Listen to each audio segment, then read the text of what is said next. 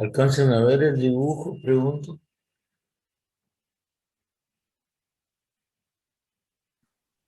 Sí, profe, pero no se distinguen muy bien las letras. No, yo les voy diciendo que lo que es.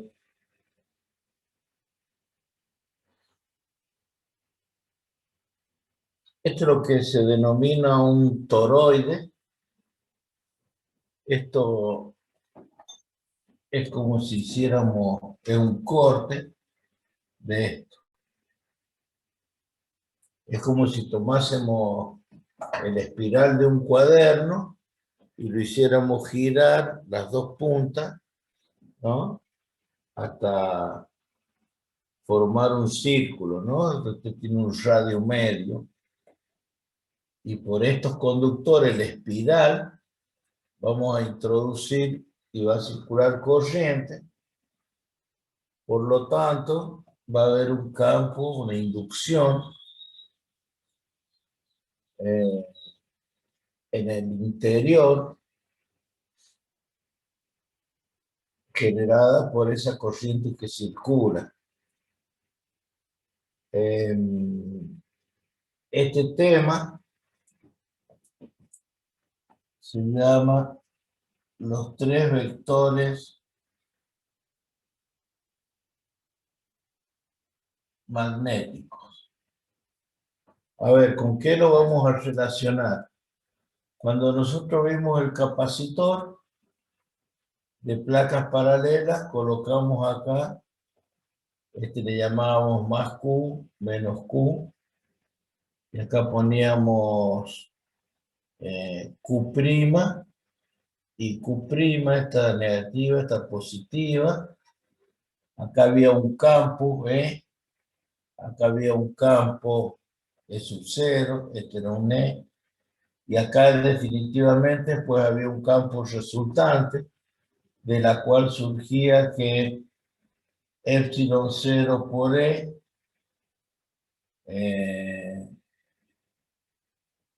epsilon, a ver,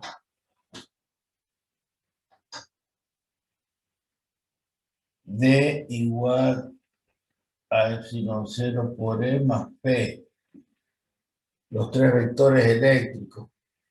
Bueno, acá van a haber tres vectores que son H, la intensidad de campo, M, que es la magnetización, y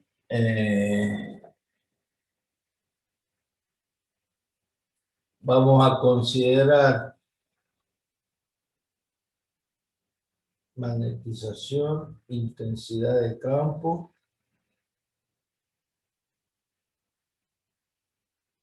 y lo vamos a asemejar, por ejemplo, la intensidad de campo H sería,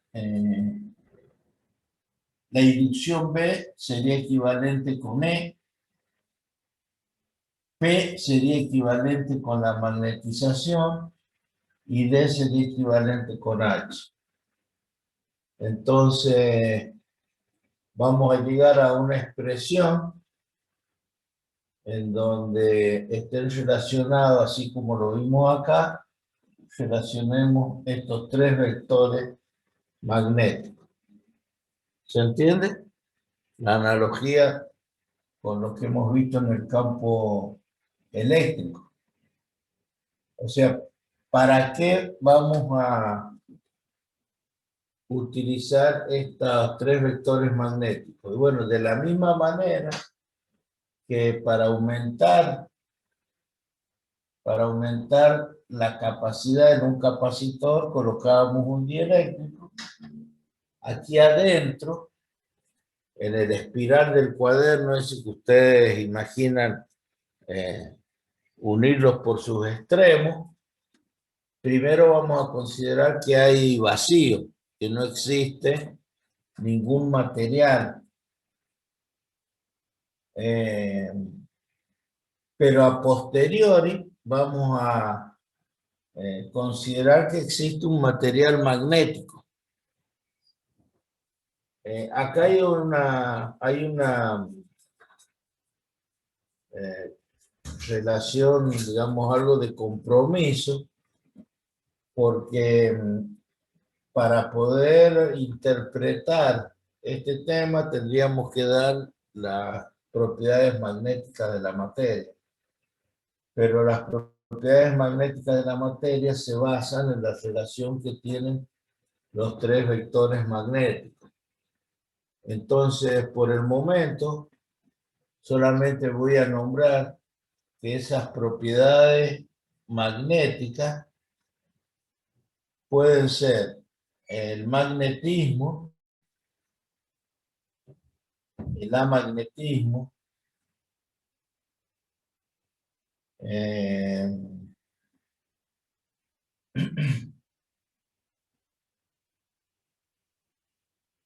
el paramagnetismo,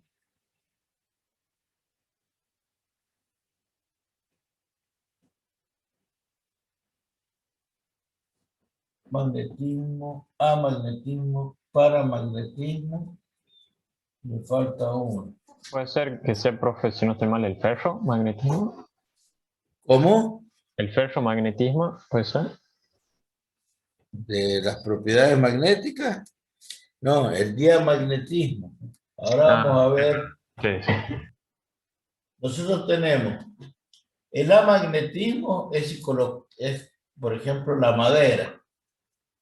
La madera es un material amagnético, o sea, si yo le acerco le circular hacia acá adentro, colocase, este fuese un trozo de madera, y yo le hago circular corriente acá, así, esto no se va a magnetizar. ¿Por qué? Porque no tiene dipolos magnéticos. ¿Sí? Acuérdense que en el caso del capacitor, lo que colocábamos acá era un material que tenía dipolos eléctricos. Bueno, acá el material que voy a colocar es un material que tiene dipolos elementales, magnéticos. Entonces, si ahora esto fuese un pedazo de hierro, aparece el magnetismo, donde acá voy a tener pequeños dipolos magnéticos que se van a orientar según cómo sea la intensidad de esa corriente. El paramagnetismo es otra propiedad de las sustancias magnéticas, las propiedades magnéticas de la materia. Y el diamagnetismo, en algunos, para relacionar estas tres, ¿no? En este caso hace que se aumente mucho la inducción. Este caso hace que la sustancia paramagnética aumente levemente el magnetismo, y las diamagnéticas puede ser que haga que se invierta el sentido del campo magnético. Eso es debido a que cuando terminemos este tema vamos a llegar a esto, a que la inducción es mu sub 0 por H más mu sub 0 por M. Esta es la relación que tenemos que demostrar. Entonces, si la sustancia es amagnética, esto, el vector magnetización, indica que va a ser cero, porque no hay nada que se magnetiza. Entonces, B es proporcional a H. Si la sustancia es ferromagnética, porque el hierro tiene propiedades magnéticas, el magnetismo, esto va a hacer que a este término se le sume un número muy grande. Entonces esto va a aumentar en gran proporción. En cambio, si es paramagnética, esto va a aumentar, pero no en gran valor. Entonces esto va a aumentar levemente. Pero si este término, como son sumas de vectores, si este cambia el sentido, ¿sí? Y este término es mucho mayor que este, pero en sentido contrario, ¿sí? Va a hacer que esta inducción cambie el sentido que tiene originalmente. Entonces vamos a ver cómo demostramos esto para después pasar a analizar estas propiedades magnéticas en detalle, ¿no? Porque aquí hay que hablar de cómo está relacionada el magnetismo con otra, perdón, el vector magnetización con otra propiedad que se llama la susceptibilidad magnética. Entonces, como dato importante, vamos a dejar esta relación, la vamos a escribir por acá, que es a lo que queremos llegar. B igual a mu sub 0 por H más mu sub 0 por R. Estos son nuestros tres vectores magnéticos que de una u otra forma están relacionados el tema con los tres vectores eléctricos. Entonces, lo primero que vamos a hacer es definir, por ejemplo, qué es lo que es la magnetización, ¿sí? Primero, la magnetización. Para definir la magnetización, vamos a definir este vector. Acá lo que he hecho es un corte, he tomado una tajada de este toroide y estoy suponiendo que hay un material magnético adentro, porque tengo pequeños dipolos elementales. Entonces, este vector diferencial de mu, definido como la magnetización, va a ser la sumatoria de los mu elementales. ¿Sí? Y eso se llama momento magnético. ¿Sí? Ahora, ese vector, así como habíamos dicho P, la polarización, la magnetización M, la vamos a definir como por unidad de volumen. Entonces, esto va a ser el diferencial de mu dividido en el área por el diferencial de N. Entonces, esto es el momento magnético por unidad de volumen. ¿Se entiende hasta ahí? Entonces, diferencial de mu se puede colocar como M por A por diferencial de N. ¿Estamos hasta ahí? ¿Alguna duda? Profe, disculpe, ¿qué dice después de sumatoria de mu por qué? Acá la sumatoria de los mu elementales. Este vector que está acá, representado por el diferencial de mu, es la suma de todos estos. Por eso, el diferencial de mu es la sumatoria de los mu elementales. Si quieren, podemos poner acá mu elemental. La sumatoria de los mu elementales. ¿Se entiende? Sí, profe. Bueno, ahora vamos a ir aplicando la expresión de la ley de Ampère, que es la que nos permite calcular campos magnéticos. Nosotros para calcular campos magnéticos aplicamos la ley de Ampère. Después vimos otra expresión que era la ley de Biot-Savart. Acá, al igual que lo hicimos con el capacitor en vacío y con el capacitor con un dieléctrico, primero aplicamos ley de Gauss al capacitor en vacío y después aplicamos ley de Gauss con el capacitor conteniendo un dieléctrico.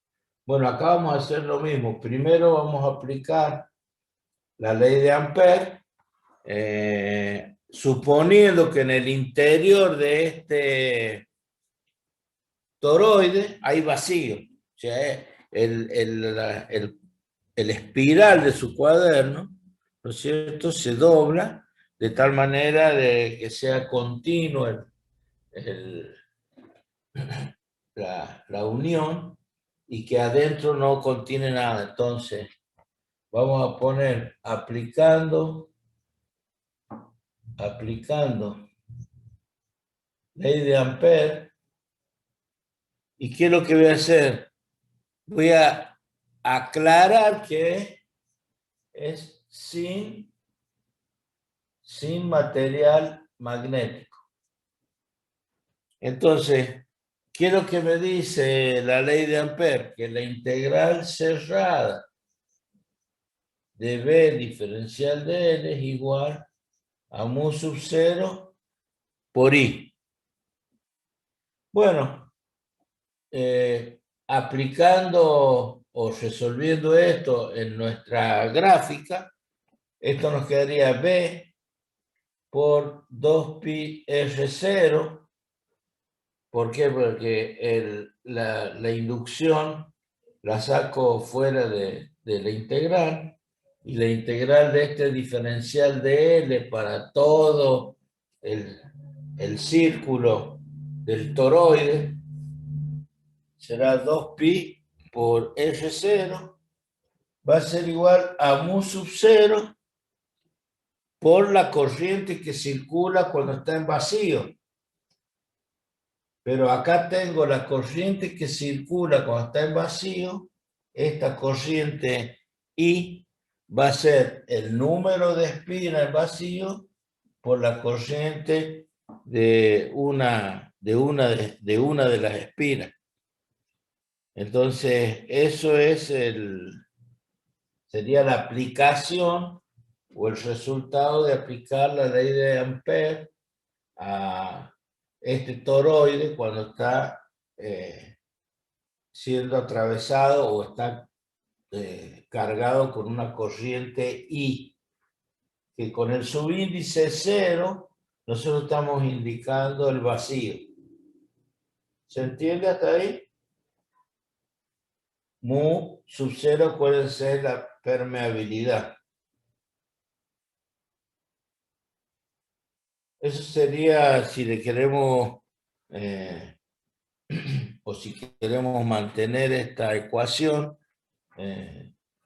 podemos subrayarla o tenerla en cuenta, porque ahora vamos a aplicarla, pero cuando acá haya un material magnético. Entonces, ya la aplicación de la ley de Ampère va a ser distinta. Entonces, podemos pasar a la segunda aplicación. Vamos a poner acá aplicando ley de Ampère. Este es un punto, este es otro. Aplicando ley de Ampère, pero con material magnético. Ahora vamos a ver cómo aplicamos esta. Bueno, la aplicación de la ley de Ampère va a ser la integral cerrada de B diferencial de L, va a ser igual a mu sub 0, pero cuando hay material magnético, tengo dos corrientes. Una corriente que es propiamente dicha, la corriente que circula por el arrollamiento, bueno, una I sub M. Esa corriente es la corriente magnetizante o la corriente que hace que se alineen estos pequeños momentos dipolares elementales. Entonces, resolviendo como hemos hecho acá, nos quedaría B por 2pi R0 va a ser igual a mu sub 0 por la corriente I, que la vamos a poner N0 I sub 0, sería el primer término, más mu sub 0 por N0 I sub M0. O sea, la corriente magnetizante, si quieren acá este término, le pueden, yo lo aclaro acá, esto está relacionado con M, el vector magnetizante. Porque cuando no hay un material que se magnetiza, esto vale 0. No existe. No hay ninguna parte de la corriente que haga orientar dipolos, porque no hay ningún material que pueda magnetizarse. ¿Se entiende hasta ahí? Sí, profe. Bueno, vamos a ir borrando, bueno, necesito espacio. Vamos a borrar acá.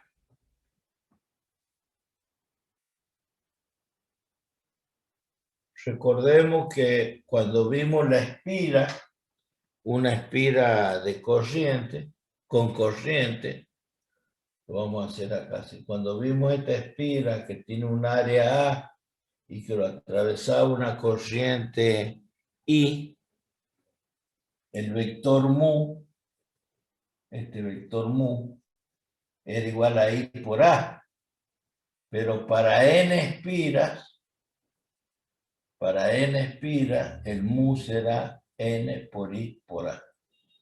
¿Sí? N por I por A. Ese es el momento magnético de un dipolo. ¿Sí? Para un dipolo, para una espira. Entonces, ahora lo que vamos a hacer es trabajar con esa pequeña tajada. Acuérdense que el M lo definimos, perdón, el diferencial de U. El diferencial de mu, nosotros lo consideramos como M por A, Disculpe, por C. si escribe tan chiquito no se aprecia bien. Bueno, lo cambiamos, borro acá. Dije que si tenemos una espira, este era el mu, esta era la corriente, más allá de que lo estoy repitiendo, lo cual ya deberían conocerlo, este mu es N por I por A para N espira. Eso ya es conocido. Y recién acabamos de ver que el diferencial de mu, este, es M por A por diferencial de L. Entonces ahora vamos a trabajar con con esta tajada, donde vamos a escribir cómo serían los valores de M. Entonces, esto que fue una aclaración, lo borramos. Y vamos a escribir que el diferencial de mu M por A por diferencial de N va a ser igual.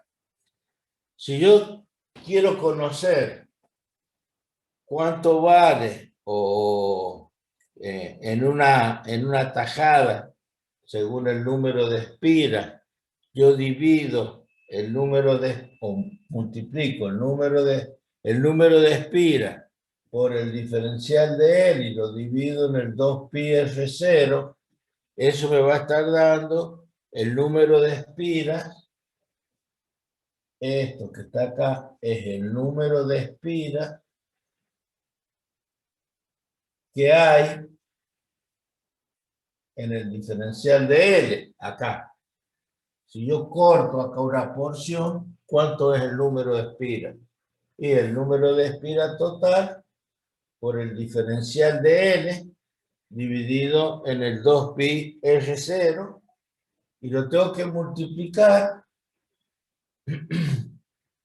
¿por quién? Y por la corriente, ¿está bien? Que hay y por el área, por el I sub M0 y por el área, ¿sí? Entonces, bajo esta premisa, ese diferencial de mu queda expresado como el número de espiras por la cantidad de espiras que hay por la longitud tomada dividida en la longitud total y la cantidad de corriente por el área o por la sección transversal que tiene esa sección, esa tajada. Esto lo puedo simplificar con esto y este diferencial de L con esto. Entonces, tomando eso, nosotros podemos escribir M por 2πr0, M, ¿se ve ahí? M por 2πr0, paso esto multiplicando, va a ser igual a que a N0 por I sub M0 como resultado de analizar esta tajada. Ahora, esta expresión, ustedes ahí tienen la expresión anterior de aplicar la ley de, si quieren a esta le vamos a llamar 1, y voy a escribir B por, era la integral cerrada de B diferencial de L igual a mu sub 0 por I0 más mu sub 0 por M mu sub 0 N. N número de... No. Para cuando hay material magnético es la integral cerrada de B diferencial de N es igual a mu sub 0 por I sub 0 por N0 más parte de la corriente magnética que es mu sub 0 por I sub M, pero el I sub M es el I sub M0 N0 I sub M0 N0. Y ahora vamos a ver, reemplazando este 1 en 2. 1 en 2. Porque donde tengo N0 y sub M0, lo voy a reemplazar. Entonces me va a quedar B, la integral de B diferencial de L. Esa integral ya la puedo resolver, ya la hemos hecho. Sería B por 2pi R0 es igual a mu sub 0 por I0 por N0 más mu sub 0 por, en vez de colocar IM0, IM0, N0, voy a colocar mu sub 0 por M por 2pi R. Entonces, esto es la integral de B diferencial de L. Y va a ser igual a ¿qué?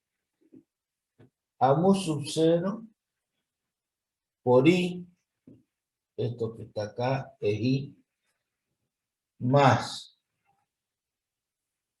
mu sub 0, y esto que está acá es como si fuese la integral cerrada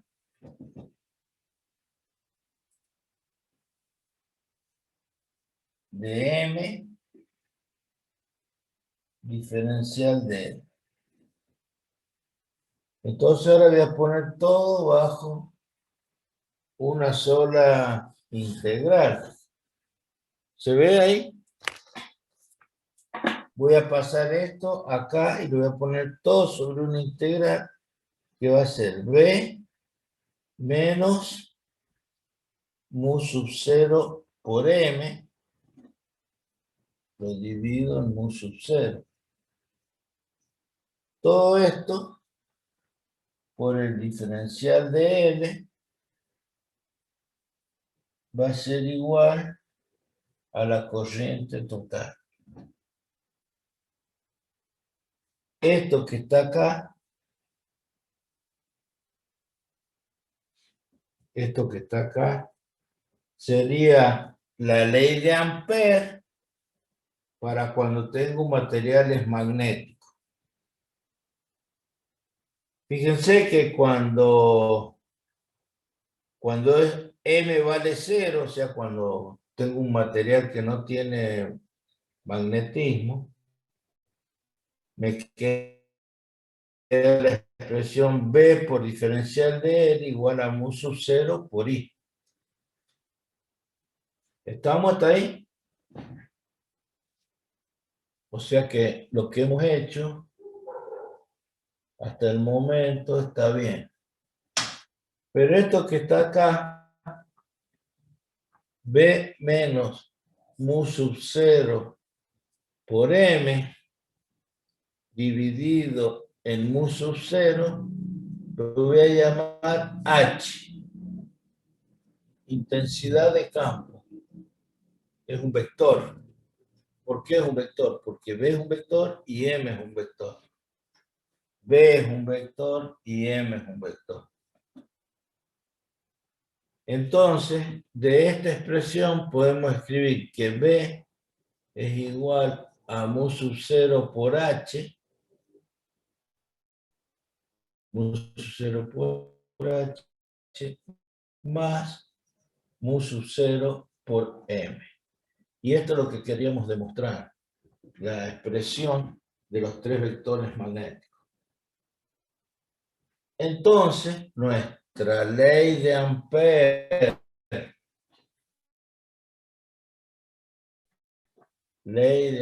generalizada es H por diferencial de L es igual a I.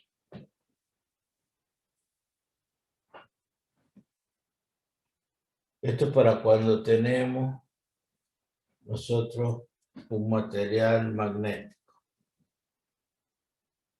Acuérdense que la expresión de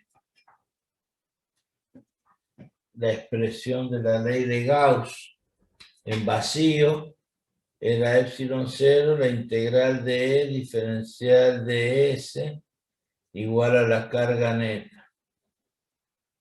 Pero cuando aplicamos o la ley general de Gauss es epsilon 0 K por E por diferencial de S igual a Q. Esta es la expresión general de la ley de Gauss porque aparece la constante K. Y acá la ley de Ampère generalizada es cuando aparece el vector H. ¿Se entiende? Sí, profe.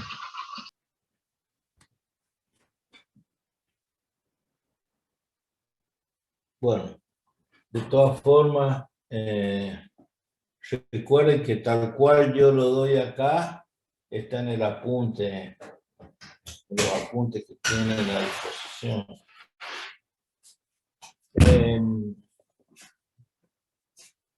Algo que no está en el apunte,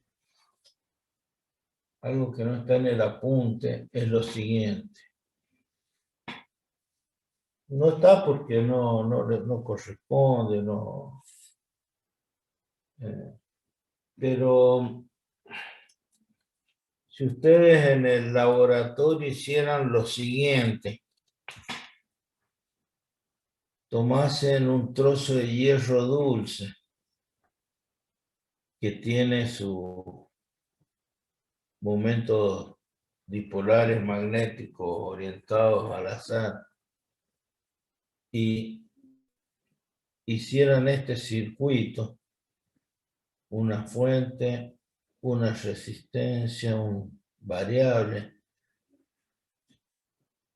y esto tendría una determinada tensión. Al variar la resistencia estoy variando la intensidad de corriente que circula por acá. Y si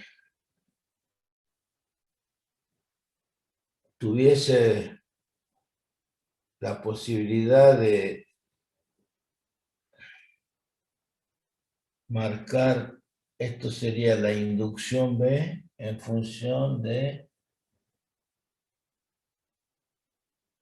N por I, donde esto lo ponemos con el número de vueltas por la corriente.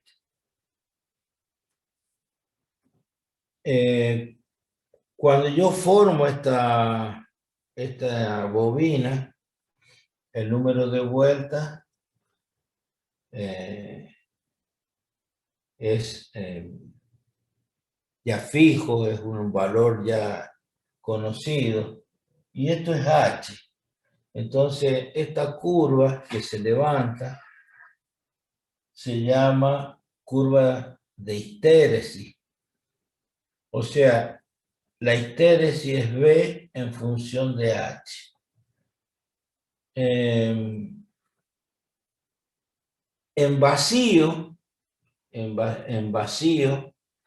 esta curva sería así y así. Esto es lo que se conoce como ciclo de histéresis. A ver, fíjense que parto de cero la corriente y comienzo a aumentarla. Voy por acá, por este camino. Comienzo a aumentar hasta que llego a este punto. En este punto, el cursor de mi experiencia está puesto acá donde la resistencia es mínima, por lo tanto la corriente es máxima. Cuando la corriente es máxima, llego a este punto que se llama punto de saturación.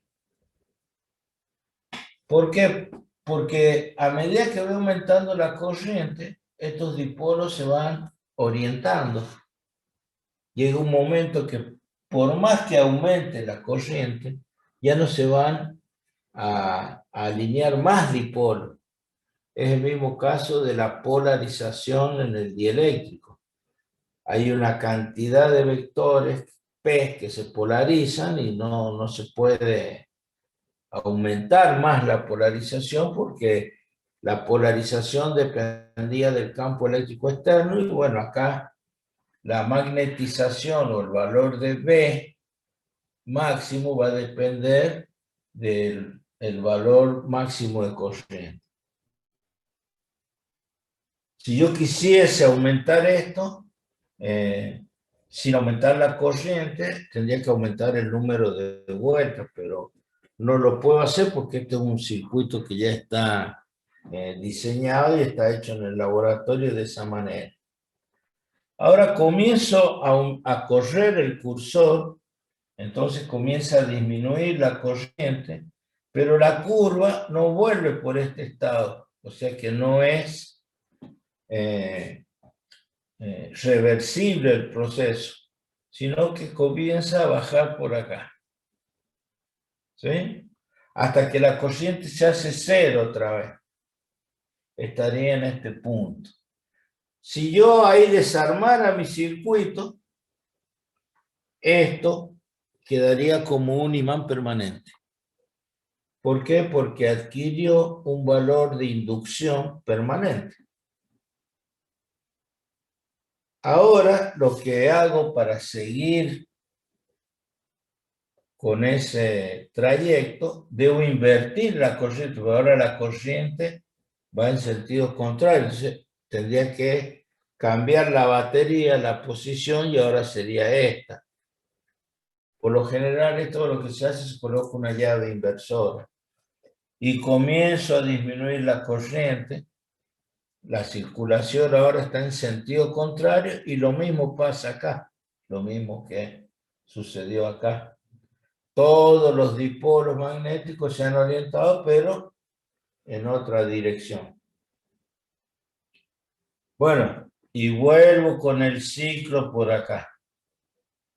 ¿Sí? Hasta que vuelvo a repetir y realizo toda una vuelta completa, digamos, ¿no?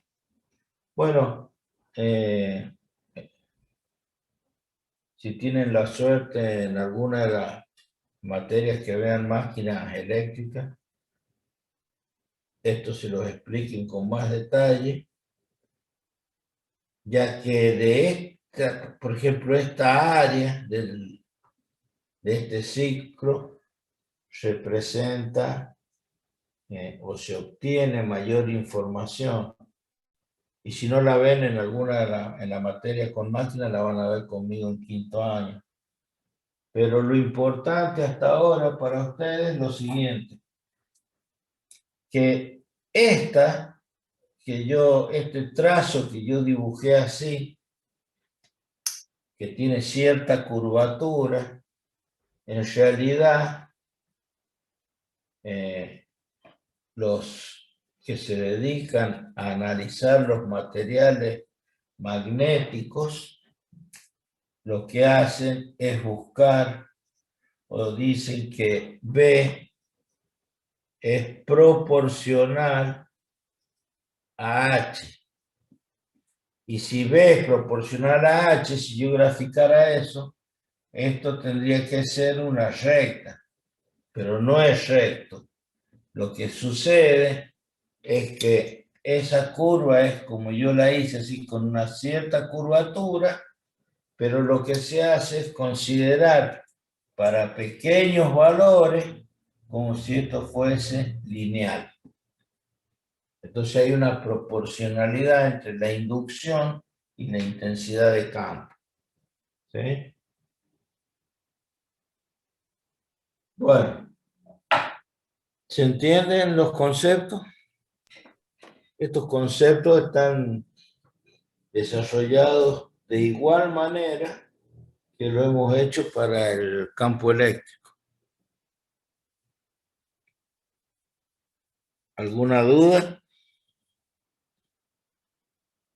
Esto, a ver si tenía el apunte acá.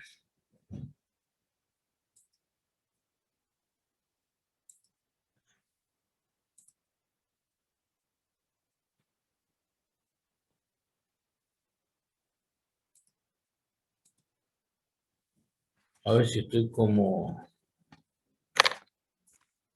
anfitrión yo.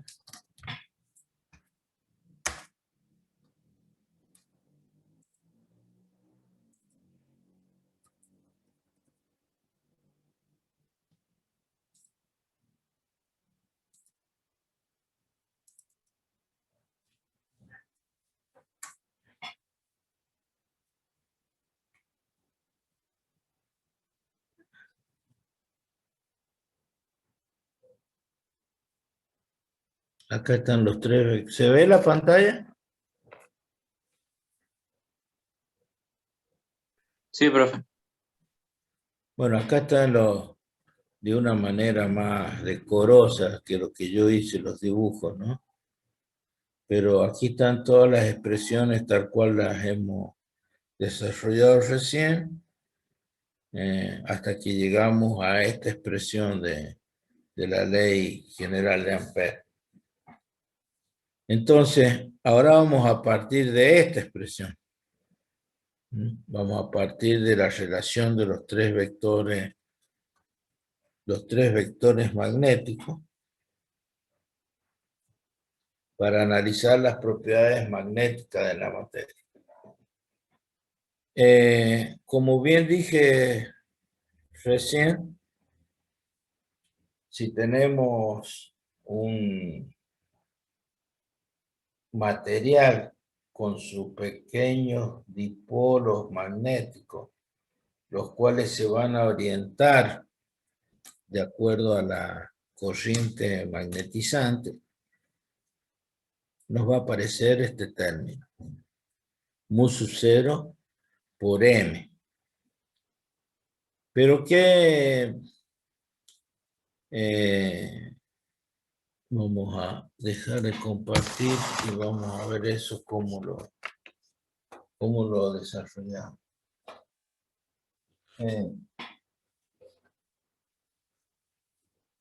¿Por qué es importante conocer que en la naturaleza existen materiales que tienen comportamientos distintos con respecto a una intensidad de campo? Porque esta inducción estamos viendo que depende cuando hay vacíos de mu sub 0 por h, pero cuando hay un material que se magnetiza, este vector m depende, o este término va a depender de otra propiedad. Esa propiedad, que en el apunte B creo que la puse como, para seguir la misma, X sub m. X sub m se llama susceptibilidad magnética. Este X sub m multiplicado por la intensidad de campo, X sub m por h, esto es m. ¿Sí? X sub m por h. Fíjense que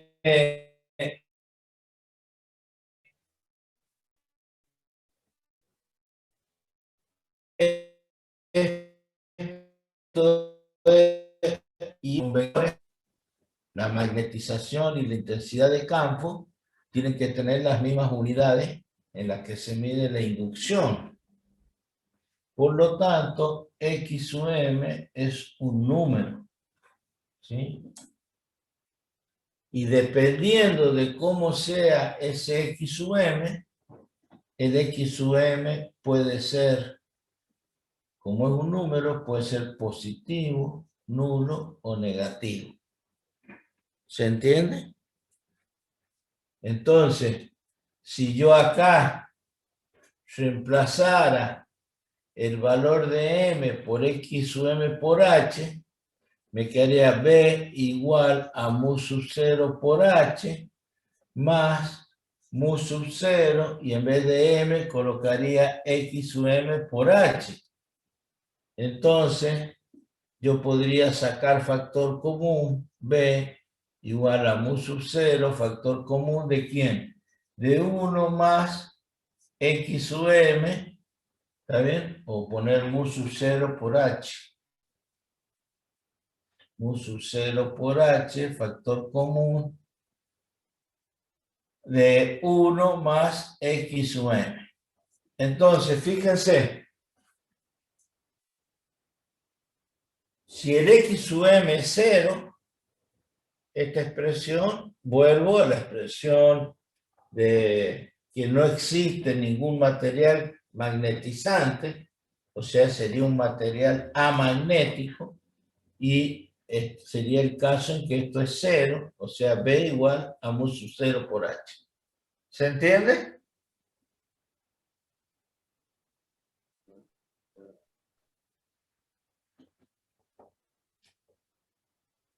Hola.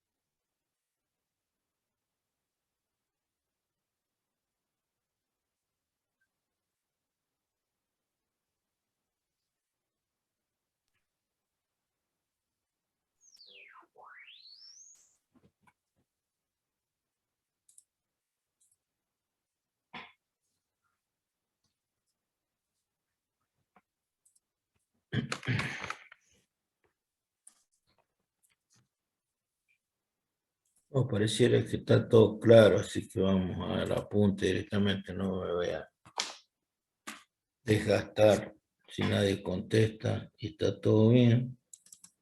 En el apunte tenemos los casos en los cuales X sub M es positivo, X sub M es un valor 0 y da origen a las distintas sustancias.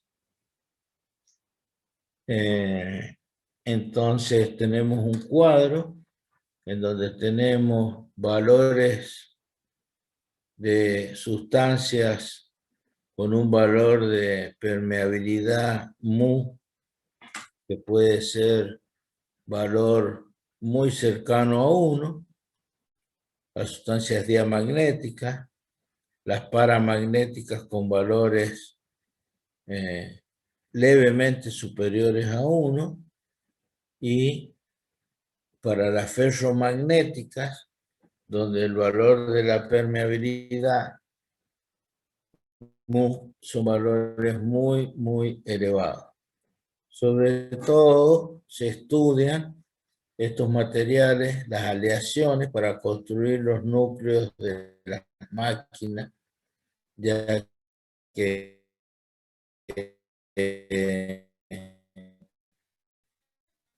permeabilidad muy elevada circule por digamos, por ese material magnético sin tener grandes pérdidas.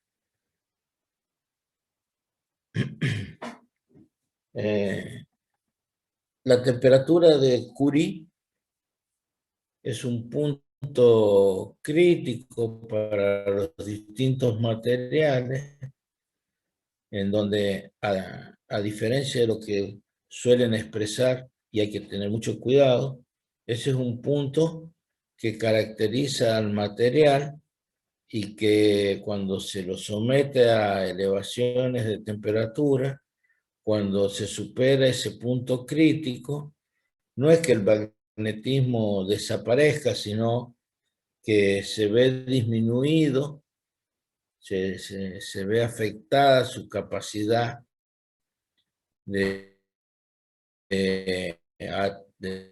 magnetizante. Pero no es que se anule, no se pierde el magnetismo. Y cuando la temperatura desciende de ese punto crítico, el material recupera esa propiedad magnética. En el caso, acá yo les he puesto en el caso de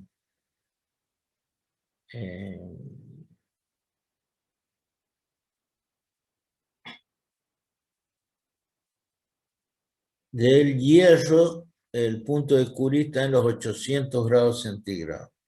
O sea que cuando se supera ese valor de 800 grados centígrados, el material, el hierro, que es ferromagnético, pasa a ser paramagnético. O sea, se vieron disminuidas sus capacidades magnéticas, pero no desapareció. Cuando se vuelve por debajo de este valor de temperatura al material, se recuperan las propiedades.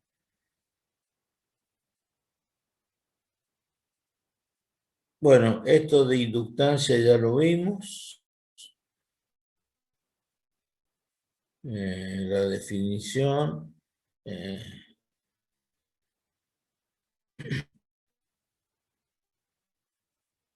Esto ya lo vimos en las clases anteriores. Vamos a pasar a otro tema.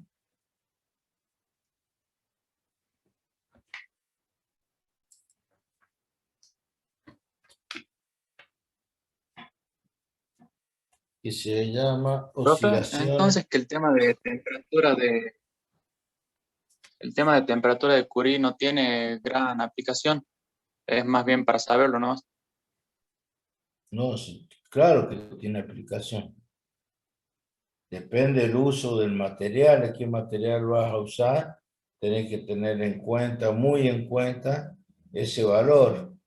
En algunos casos se busca trabajar cerca de ese valor para que el material ferromagnético se comporte como, perdón, no caer en la obviedad de aumentar la temperatura y que ese material pierda características. O sea, no es que no se use, hay que tenerlo presente de acuerdo al uso que le estamos dando si vos estás generando o trabajando con un material ferromagnético, y ese material tiene fluctuaciones, la inducción con respecto a la temperatura, tenés que saber cuál es la temperatura de ese punto de Curie. Pero más allá de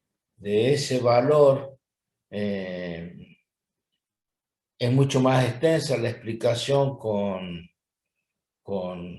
otros parámetros que se refiere a los spin magnéticos, digamos, es mucho más avanzado la problemática que se produce cuando se supera ese punto. Si a alguno le interesa, le doy apuntes sobre eso, pero es algo que hay que tenerlo muy en cuenta porque en los materiales ferromagnéticos, que son por ejemplo, un ferrofluido que se utiliza para, por ejemplo, hacer embragues, ¿no? En ciertas máquinas, hay que tener muy en cuenta esas temperaturas de funcionamiento, porque de un material ferromagnético puede pasar a paramagnético sin que nosotros nos demos cuenta en función de la temperatura de trabajo.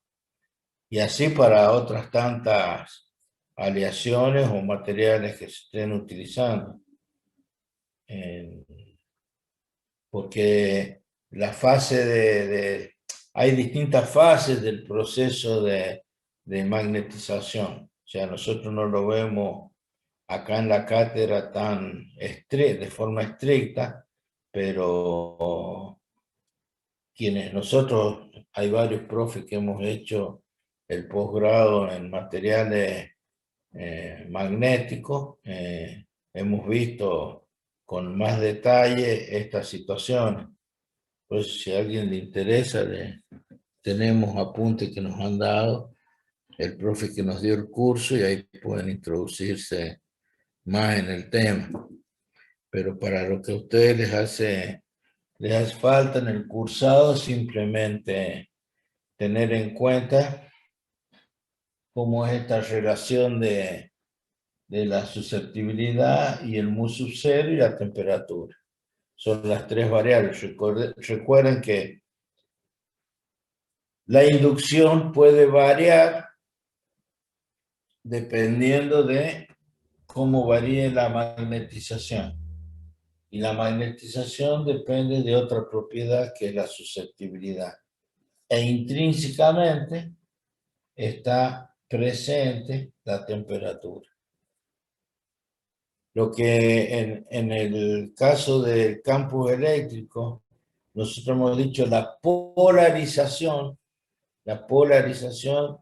hemos dicho, y lo aclaré en su momento, que dependía pura y exclusivamente para nosotros, depende de la intensidad del campo externo que esté aplicado o el campo en vacío, el campo que se genera entre las placas. Pero si entramos en detalle, como lo vamos a hacer cuando veamos en quinto año la materia de componentes, la polarización depende de otros factores. Entre ellos, cómo afecta a la polarización la temperatura. También está incluido esa ampliación de conceptos. ¿Sí?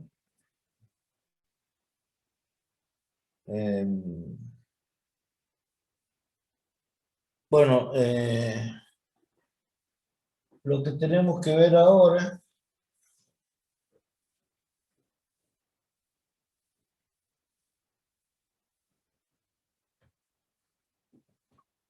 son oscilaciones electromagnéticas. ¿Qué es considerar nuestro sistema masa-resorte? Y vamos a hacerlo equivalente. Profe, no se ve bien la pizarra. Sí, ahora lo voy a correr, estoy terminando de dibujar.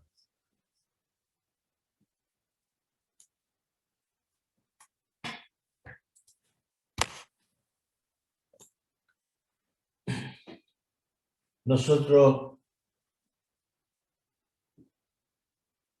hemos visto o estudiado en la física 1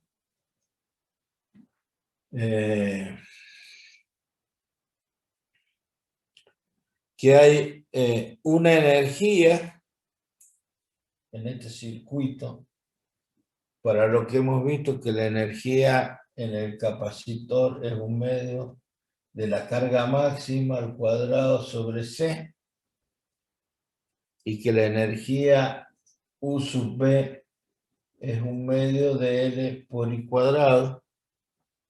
¿Sí? Y acá, en el sistema masa-resorte, esta expresión F igual a menos K por X, M la derivada segunda de la posición respecto del tiempo más K por X igual 0. Esta es la ecuación diferencial que rige el circuito, el sistema masa-resorte.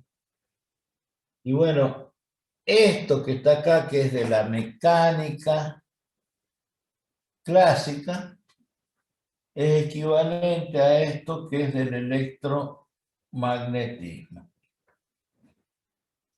Este circuito,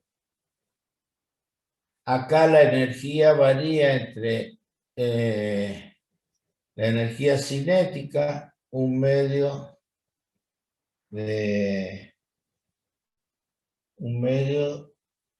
de la masa por la velocidad al cuadrado, y la energía potencial mg por h. Tenemos dos tipos de energía.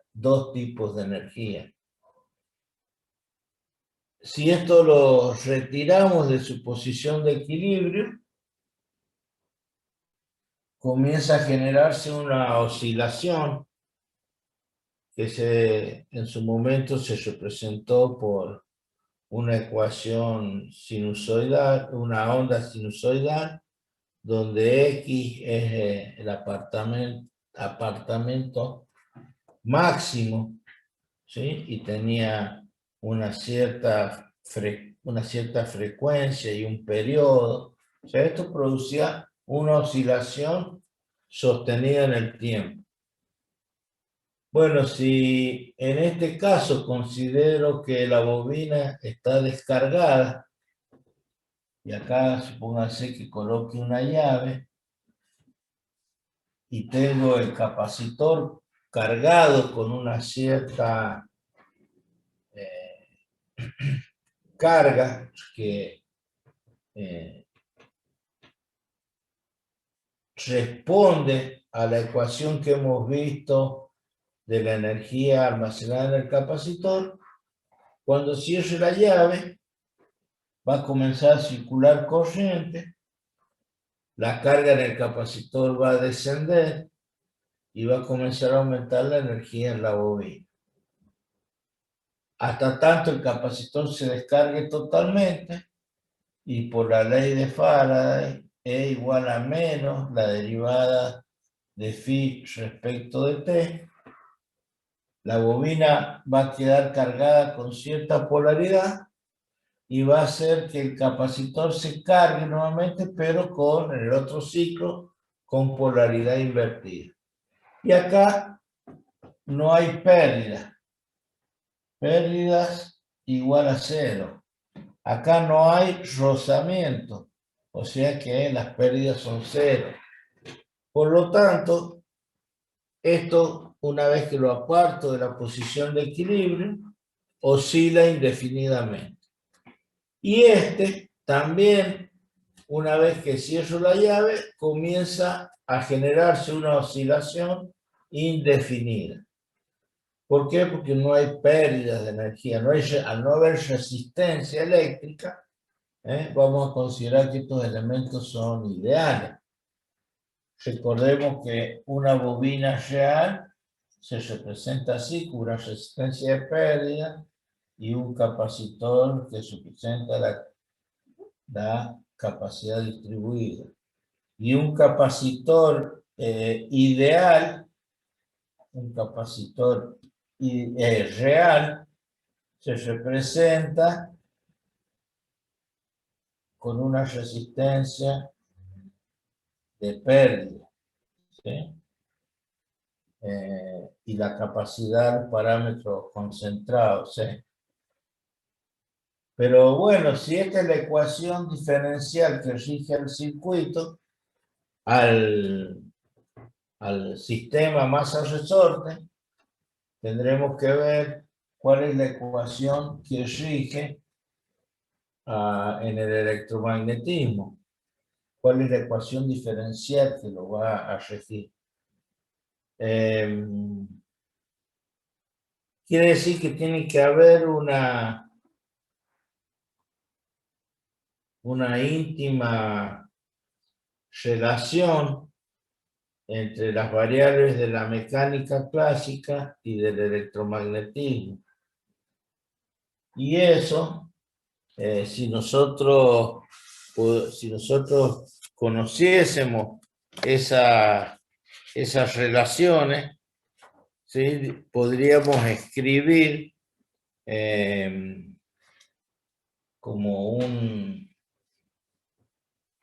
cuadro que digamos de la mecánica y del electromagnetismo y decir, bueno, ¿qué es lo que es equivalente al desplazamiento X? Y bueno, según sea la amplitud del desplazamiento, esta onda que representa la oscilación, esto tiene un X máximo.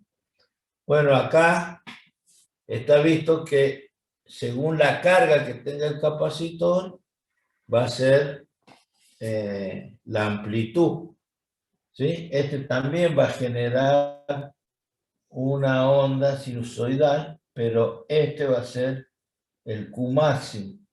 Mientras más carga tenga, la amplitud va a ser mayor.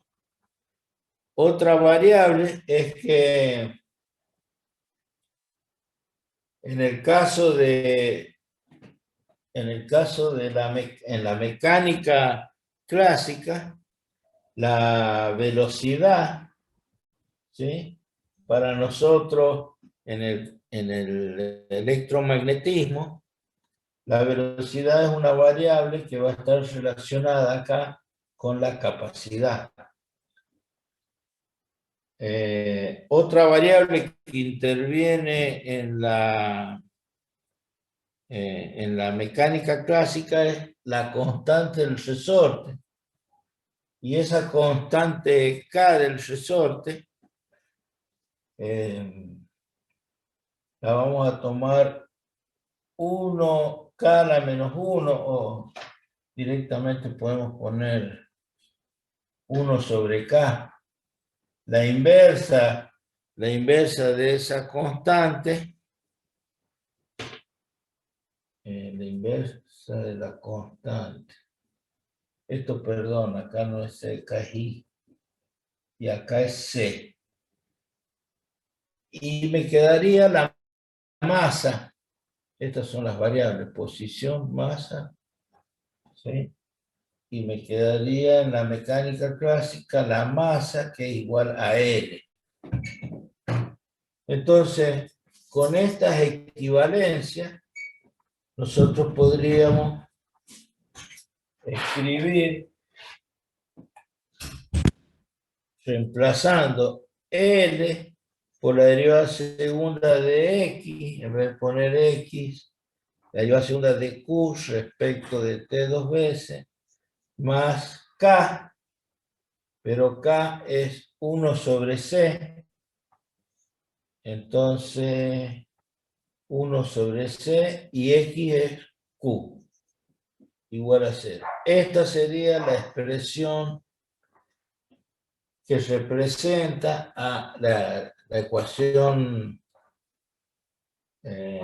diferencial que representa este circuito que en la jerga se dice que es, o se llama circuito tanque, un circuito, un oscilador. Está bien, esto está muy resumido, es muy claro cómo obtener esta ecuación, conociendo las equivalencias entre la mecánica clásica y las variables del electromagnetismo.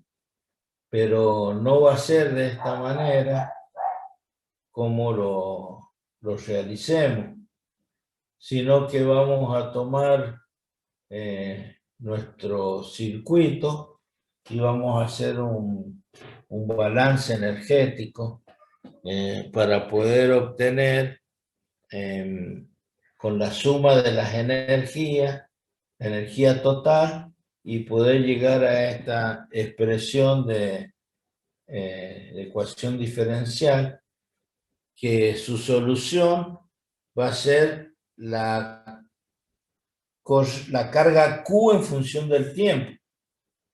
Porque si conozco la carga Q en función del tiempo, derivándola, puedo conocer la corriente. Porque estos valores son constantes. La capacidad es una constante y la inductancia es una constante. Si a mí me dicen, mire, este circuito tiene un capacitor de 45 microfarads, una bobina de 5 milihenry, ese va a oscilar a una determinada frecuencia. Bueno, ¿a qué frecuencia oscila esto? Ya lo hemos visto en la física 1, hemos sacado que de quién depende la frecuencia o cómo se determina la frecuencia de oscilación. Y acá lo más importante es que este circuito va a tener un ómega que es 1 sobre la raíz de L por C. Bueno, en la mecánica clásica, si copiamos las variables, omega es 1 sobre la raíz de L de M por C, de M sobre K. Esta era la expresión de la pulsación angular para esto. Bueno, de acá a omega es 2πf. Podríamos poner acá la frecuencia.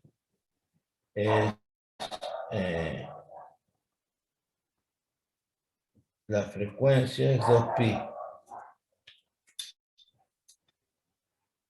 Y acá igual, multiplico, acá pongo frecuencia y pongo el 2pi acá.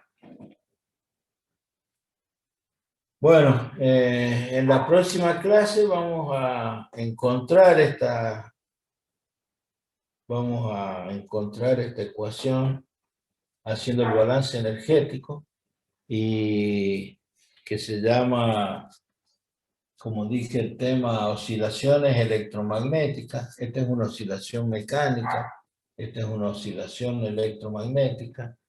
Y con eso daríamos terminado todo lo que es el electromagnetismo y empezaríamos con un poco de la teoría ondulatoria para ver después cómo la luz se considera una onda electromagnética y una onda transversal, y vamos a demostrar aplicando las ecuaciones de Maxwell que la luz viaja a 3 por 10 a la 8 metros sobre segundo, o 300.000 kilómetros. ¿Y qué otra cosa nos quedaría del electromagnetismo? La energía que transmite una onda, hasta el poder ver el vector de Poynting, que lo van a utilizar en medios de enlace en la otra materia. Y con eso estaría cerrado todo lo que es electromagnetismo. O sea que ya estaríamos, a ver, en fecha, ¿cómo nos quedan las fechas? Próximo lunes 31 terminamos electromagnetismo.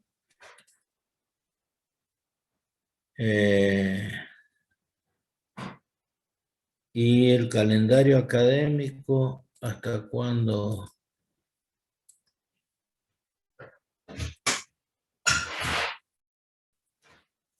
A ver, calendario académico.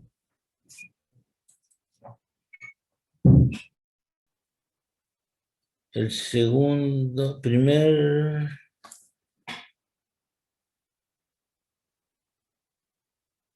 hasta el 26 de junio.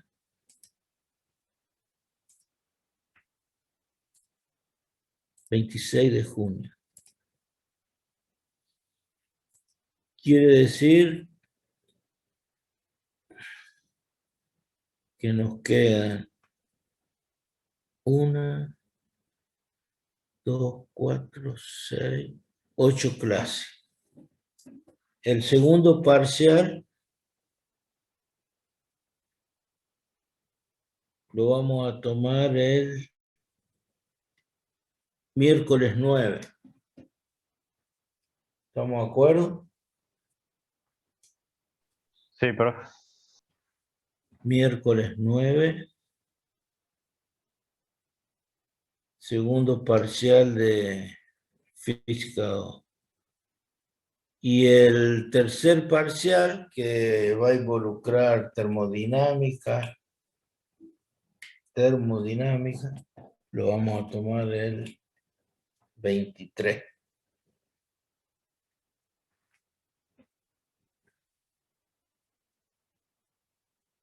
Y los recuperatorios se van a tomar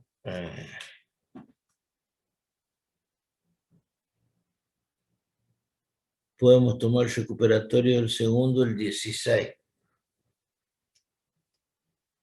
¿Estamos de acuerdo?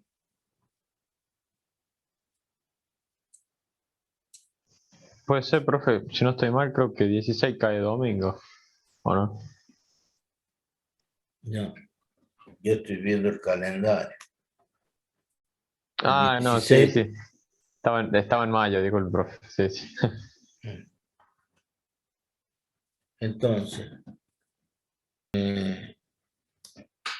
vamos a anotar, vamos a borrar, dejar bien anotadita la fecha.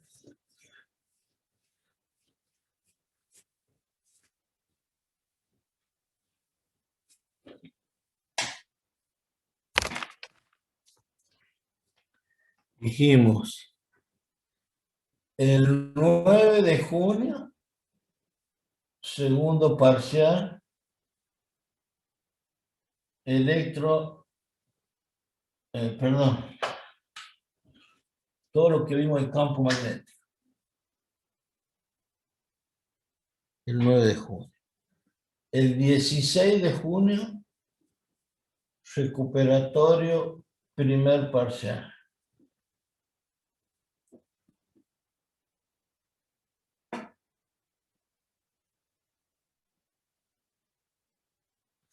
El 23 de junio, perdón, el 23 de junio, no, el 21 va a tener que ser. El 21 de junio, el tercer parcial, que es termodinámica. Y nos queda el 23, el recuperatorio de parcial 2 y 3.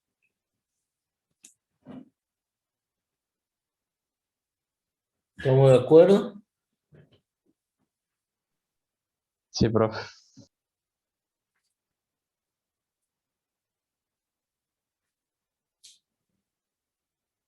Para este segundo parcial, no incluye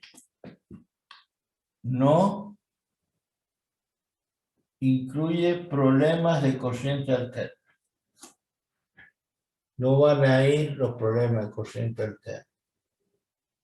Pero quien no apruebe este y tenga que ir acá vamos a incluir problemas de corriente alterna.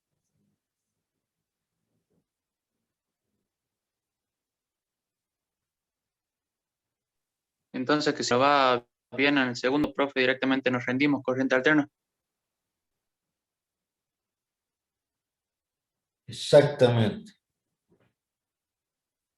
Quien no apruebe el segundo parcial, cuando recupere, va a tener que resolver problemas de corriente alterna.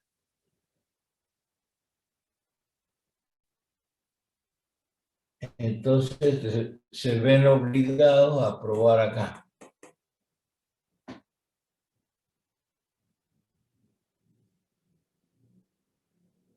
En realidad tienen que saber todo, no porque yo no lo tome, no lo van a, no es que no lo van a estudiar.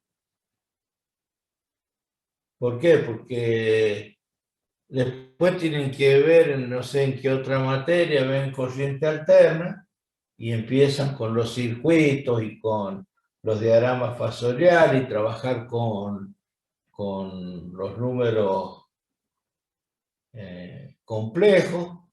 Y la verdad, yo ya les di los apuntes de complejo y ya les hice problemas tipos. Si no lo estudian para la física 2, en algún momento lo van a tener que estudiar para otra materia.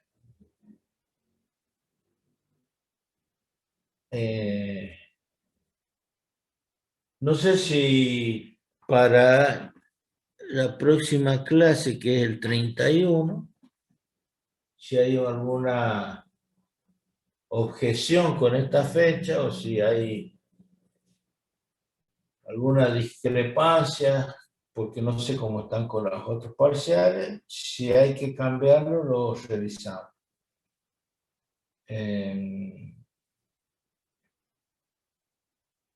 Yo por lo pronto estas fechas las voy a subir al calendario de básica. Ahí donde vamos reservando las fechas.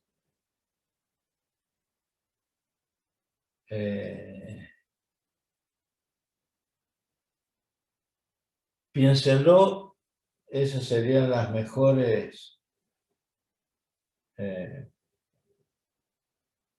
fechas para culminar dentro del,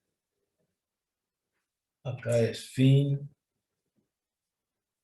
primer cuatrimestre, el 26 de junio.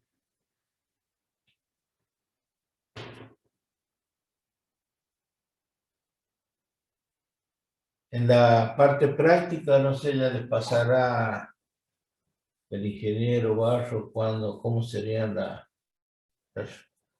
fechas de los parciales.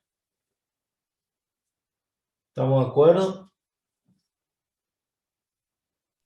Sí, Sí, profe. profe. Acuérdense que en el campus tienen todos los apuntes. Están todas las unidades desarrolladas.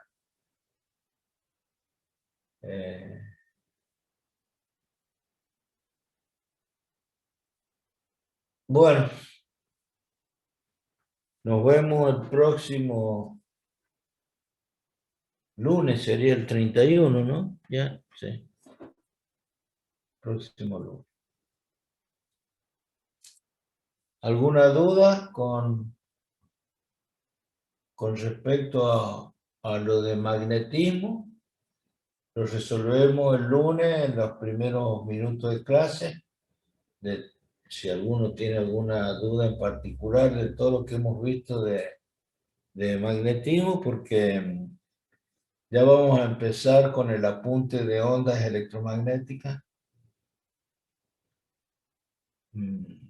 Necesito explicar algo de la teoría ondulatoria para llegar ahí en ese apunte tenemos que llegar a una expresión de que I igual a I máximo por el seno de K por X menos omega T. Porque el campo eléctrico se representará con una ecuación de este tipo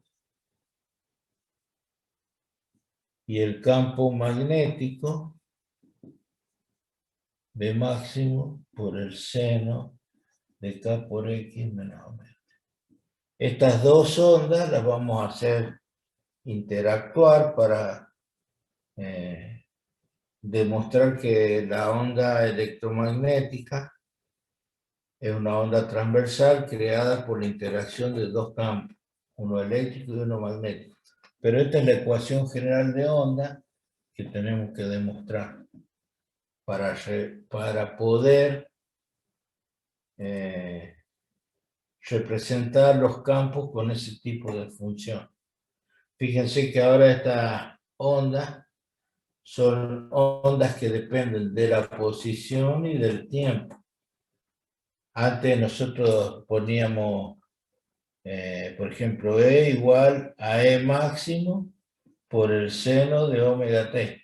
Y representábamos una función en términos de omega t. ¿Sí? El campo. E, y este es el valor E máximo.